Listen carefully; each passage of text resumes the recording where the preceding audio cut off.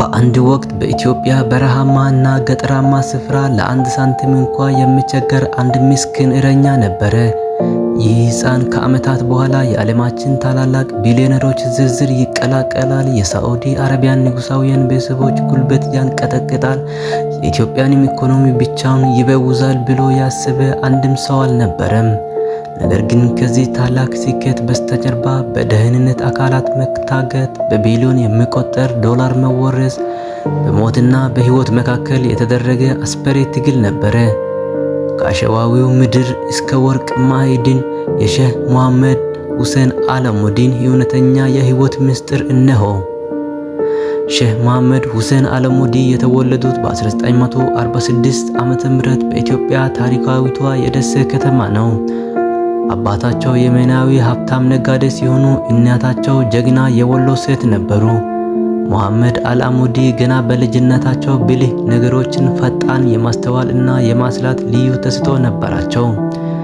የወሎን ባህልና እንግዳ ተቀባይነት እየተማሩ በደሴ ከተማ ውስጥ ያሳለፉት የልጅነት ሕይወት ለቀጣዩ ትልቅ ማንነት መሰረት ጥለዋል። እድሜያቸው ገና በጉርምስና ላይ እያለ በ1965 ዓ.ም አካባቢ የተሻለ ሕይወትን ፍለጋ ወደ ሳዑዲ አረቢያ ተጓዙ።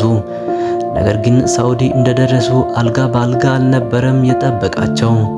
ምንም እንኳ አባታቸው የየመን ተወላጅ ቢሆኑም በወቅቱ በሳዑዲ አረቢያ ውስጥ እንደ ማንኛውም ስደተኛ ዜግነት የማግኘት እና ራስን የመለወጥ ፈተና በጣም ከባድ ነበር። አላሙዲ ወጣትነታቸውን ያሳለፉት ጠንክሮ በመስራት የንግድ ስራዎችን፣ ጥበብ በመማር እና ከተለያዩ ሰዎች ጋር ጠንካራ ግንኙነት በመፍጠር ነበር።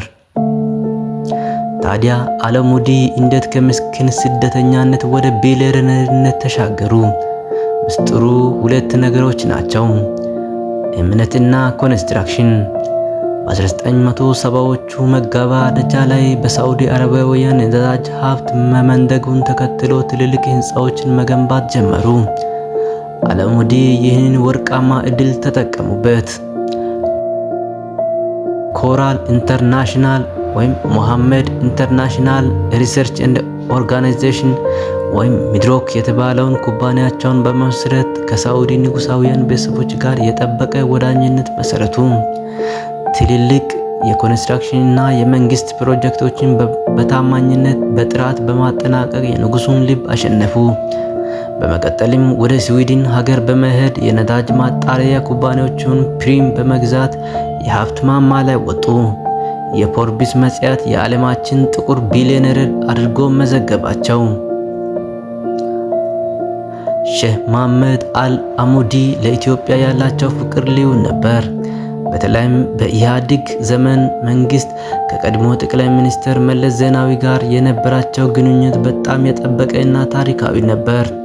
መንግስት ሀገሪቱን ወደ ግል ይዞታ በምትለውጥበት ወቅት አላሙዲኒ በቢሊዮን የሚቆጠር ዶላር ይዞ በመግባት ትልልቅ የመንግስት ተቋማትን ገዙ። ባለኮከብ 5 ሸራተን አዲስ ሆቴል፣ የለገደንቢ ወርቅ ማዕድን፣ ዳሽን ባንክ፣ የግብርና ድርጅቶችና በርካታ ፋብሪካዎችን በሳቸው እጅ ስር ወደቁ። አላሙዲ ለኢህአዴግ መንግስት ዋነኛ የኢኮኖሚ ደጋፊ እና የውጭ ኢንቨስትመንት ፊት ነበሩ። ይሁን እንጂ ይህ የፖለቲካ ቅርበት በህዝቡ ዘንድ አንዳንድ ትችትን፣ በሌላ በኩል ደግሞ ለብዙ ሺህ ኢትዮጵያውያን የሥራ ዕድል መፍጠሩ ከፍተኛ ምስጋናን አስገኝቶላቸዋል። ነገር ግን በህይወት ማማ ላይ እያሉ በ2017 ማንም ያልገመተው መብረቅ ወረደባቸው። በሳዑዲው አልጋ ወራሽ መሐመድ ቢን ሰልማን ትዕዛዝ ሼህ አልአሙዲ በሙስና ወንጀል ተጠርጥረው በፈረንሳይኛ ሬቲዝ ካርሊቶን በተባለው የቅንጦት ሆቴል ውስጥ ከሌሎች ልዑካን ጋር ታሰሩ። ይህ እስራት ለረጅም 2 ዓመታት የቆየ ሲሆን በወቅቱ የኢትዮጵያ መንግስት ሳይቀር እንዲፈቱ ከፍተኛ ዲፕሎማሲያዊ ጥረት አድርጓል። በቢሊዮን የሚቆጠር ዶላር ኪስ እና ንብረት የማጣት አደጋ ተጋርጦባቸው የነበረ ቢሆንም በ2019 ዓ.ም በነፃ ተለቀቁ። ይህ ፈተና የቢሊዮነሩን ህይወት ሙሉ በሙሉ የቀየረ ክስተት ነበር።